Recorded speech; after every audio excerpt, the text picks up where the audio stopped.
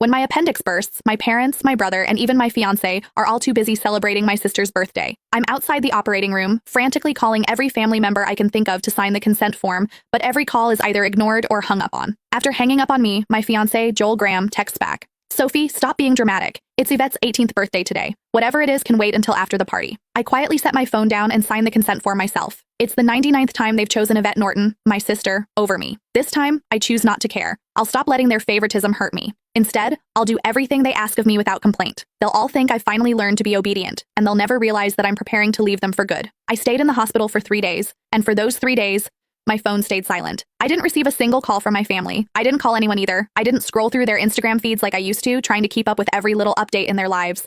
Instead, I just quietly rested in my hospital bed and dragged my weak body around for checkups and payments. Even on the day I was discharged, I didn't tell a soul.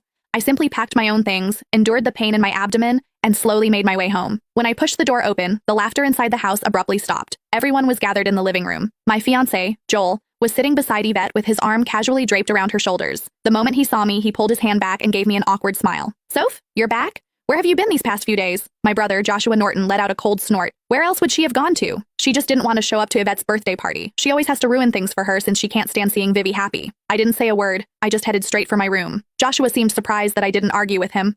Normally, whenever he accused me of being selfish, I would break down in tears and desperately defend myself.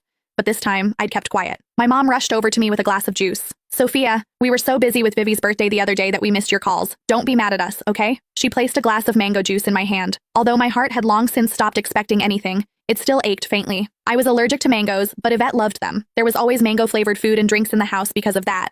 But no matter how many times I reminded them, no one ever remembered that I couldn't have mangoes. I handed the glass back to Mom and quietly stepped back. I'm not mad, I'll just go to my room. Just as I turned around, a loud noise came from the living room. Dad abruptly stood up and slammed his hand on the table. He screamed, "Why have you been walking around with that sour face ever since you came in? Your mother already apologized and even gave you your favorite drink. What's with that attitude? It looks like we've spoiled you too much." My heart twisted, and even breathing hurt. Tears blurred my vision, but I still lifted the glass from Mom's hand and drank it all in one go. I then gently set the empty glass down and wiped away my tears. I calmly looked at Dad. Yvette's the one who likes mangoes. I'm allergic to them, but it doesn't matter. I already drank it all. Can I go to my room now? Sophia, why didn't you say something earlier if you were allergic to it?